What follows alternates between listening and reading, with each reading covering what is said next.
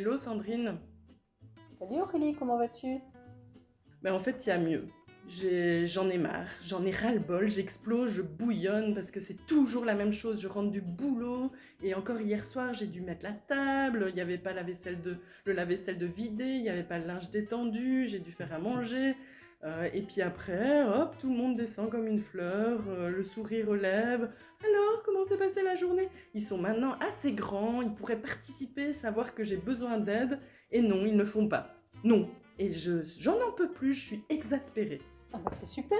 T'as appris quoi de cette colère? Super. Appris? Mais comment ça? Je sais juste que ça m'exaspère. Nos émotions sont envoyées par notre subconscient car il a un message à nous dire. Un message à nous dire? Mais t'es gentille là. C'est plutôt moi qui ai envie de passer un message à ma famille. Notre communication avec notre subconscient fonctionne comme une messagerie électronique en fait. Une émotion nous est envoyée comme un message pour nous parler. Ouais. Parfois, j'aimerais bien que ces émotions tombent dans les spams. Mais ne rigole pas. Il paraît que si nous n'écoutons pas nos émotions, nous pouvons rester bloqués pendant de nombreuses années. Les émotions peuvent agir comme un frein et nous empêcher de nous réaliser. Tu n'exagères pas un peu trop là? Pire Aurélie, il se peut qu'un jour ta boîte mail déborde et là, paf, tu pètes un plomb du jour au lendemain. En tout cas, moi, je les lis tous les jours ces messages et je suis overbookée de mails.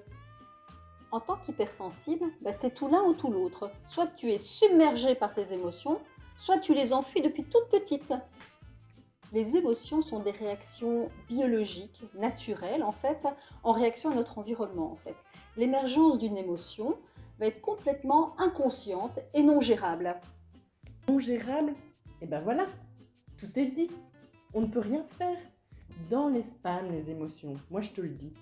Attends, j'ai pas fini. La diffusion des émotions, elle est un processus conscient et modifiable en apprenant à agir autrement. En prenant le message de les émotions, en se laissant traverser par elles et en apprenant à répondre en conscience. C'est ça le secret en fait. Agir autrement, facile à dire.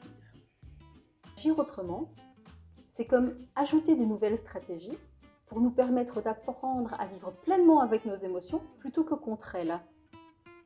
Exprimer ses émotions va contribuer au bien-être de l'individu, alors que les refouler va être un facteur aggravant de stress.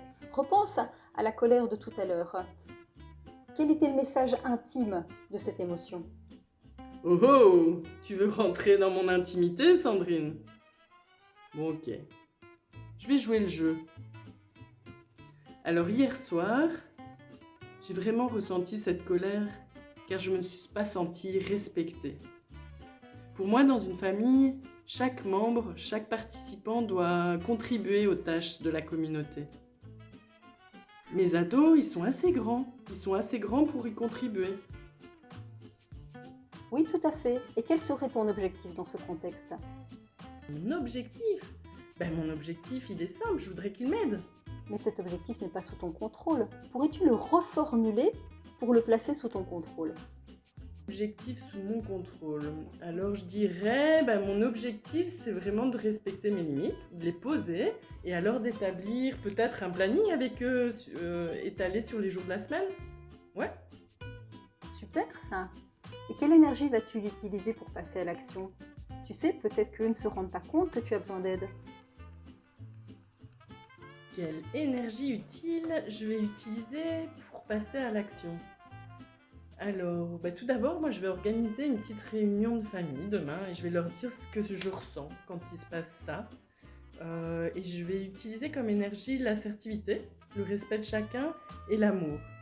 Ouais, ça me parle ça. Et rien que d'y penser, en fait, de savoir qu'il y a cette perspective de réunion, de discussion, je me sens déjà un peu mieux. Hé Sandrine, je te vois venir. Tu vas commencer à me dire que toutes les émotions sont utiles. Je vais commencer à te croire, hein? Oui, toutes les émotions sont utiles. Par exemple, la colère, comme tu viens de le vivre, nous informe d'un envahissement ou d'une injustice. La peur, d'un danger. La tristesse, d'un manque. La surprise, ça éveille tous nos sens. Le dégoût, qu'il y a potentiellement des choses toxiques en fait. Donc toutes les émotions sont utiles. Et la joie dans tout ça? La joie nous informe que nos besoins sont satisfaits en fait et nous amène dans le partage. Sandrine, tu parlais tout à l'heure de la peur et du danger associé. Parfois, j'ai peur. Il n'y a pas un réel danger associé et pourtant, j'ai terriblement peur. En effet, il n'y a que 8% des peurs qui sont des peurs réelles. 92% des peurs sont des créations de notre cerveau. La clé est d'accueillir l'émotion, d'écouter le message intime que l'émotion nous apporte, de définir l'objectif et de trouver l'énergie utile pour passer à l'action. Un peu comme on l'a fait juste avant pour la colère que tu ressentais. Ah, mais Sandrine, je ne savais pas que c'était si facile de gérer ses émotions. Mais qui a dit que c'était compliqué d'être à l'écoute de ses émotions ?